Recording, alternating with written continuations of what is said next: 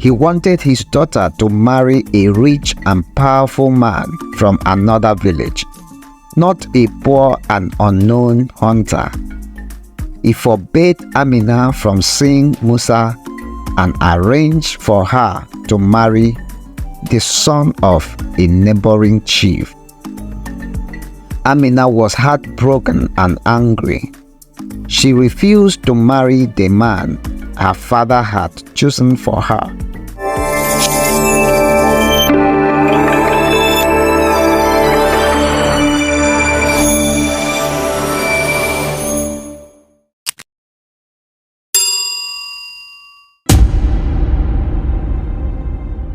Once upon a time, there was a girl named Amina. Amina was the most beautiful girl in the village of Zaria. She had many suitors, but none of them could win her heart. She dreamed of marrying a brave and handsome warrior who would love her more than anything. One day, a stranger came to the village. He was a young man with a scar on his face and a sword on his back.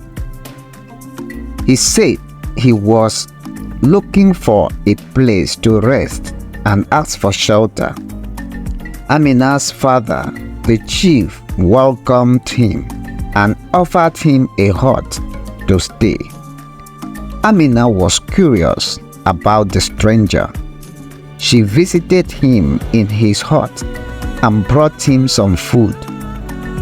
They talked for a while and she learned that his name was Musa and he was a hunter from a faraway land. He had left his home after a war broke out and he had lost his family. He was wandering the world in search of a new life. Amina felt sorry for Musa and admired his courage. She also found him very attractive and felt a spark between them. She decided to visit him again the next day and day after that. Soon, they fell in love and decided to get married. But their happiness was short-lived when Amina's father did not approve their marriage. He wanted his daughter to marry a rich and powerful man from another village, not a poor and unknown hunter. He forbade Amina from seeing Musa and arranged for her to marry the son of a neighboring chief. Amina was heartbroken and angry. She refused to marry the man her father had chosen for her. She ran away from her home and went to Musa's hut. She told him everything and begged him to take her away from him.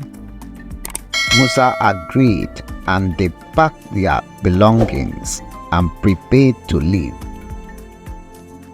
But before they could escape, they were caught by Amina's father and his warriors.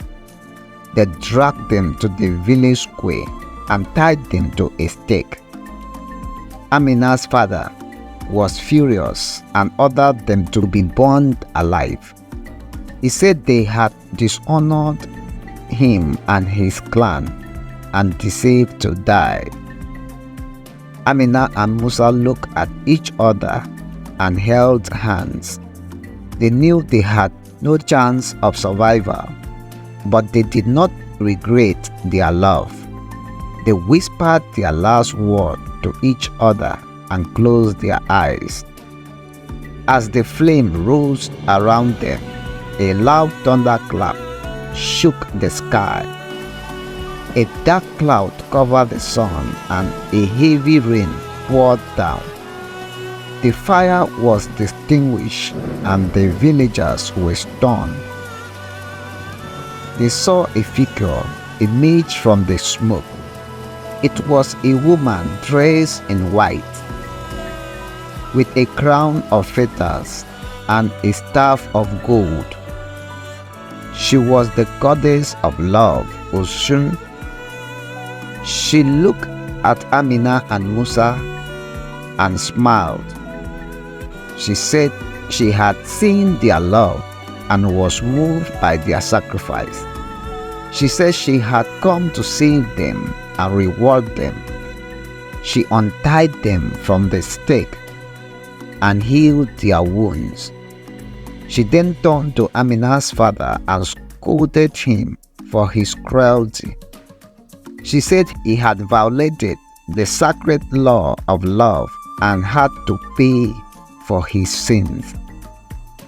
She cursed him and his clan with infertility and poverty. She said they would never know love or happiness again. She then blessed Amina and Musa with fertility and prosperity. She said they would have many children and grandchildren who would inherit their love and courage. She said they would be the founder of a new clan that would be favored by the gods. She then gave them a gift, a necklace of cowries that would protect them from evil and bring them good luck. She then told them to follow her. She led them to a river and told them to cross it. She said they would find a new land where they would live in peace and harmony. She said she would watch over them and their descendants and always answer their prayers. Amina and Musa thanked the goddess and crossed the river. They reached the other side and saw a beautiful valley with green fields and fruit trees. They felt a warm breeze and a sweet fragrance. They knew they had found their new home. They settled there and built a house. They planted crops and raised animals. They had many children and grandchildren who grew up healthy and happy. They lived a long and blissful life, always faithful and grateful to each other and to Oshun. They never forgot their love and their sacrifice. They told their story to their children and their children's children. They passed on their necklace of cowries to their eldest son and told him to keep it as a family heirloom. They said it was a symbol of their love and a reminder of the goddess' grace. They died on the same day, holding hands and smiling. They were buried together under a moabab tree. Their spirit joined Oshun in her realm and continued to watch over their clan. Their story became a legend and was told by generations of storytellers. It was a tale of love, courage, and faith. It was a tale of all things for love. Please love, like, share this message and subscribe to our channel for a more beautiful stories that we will be bringing. Thank you.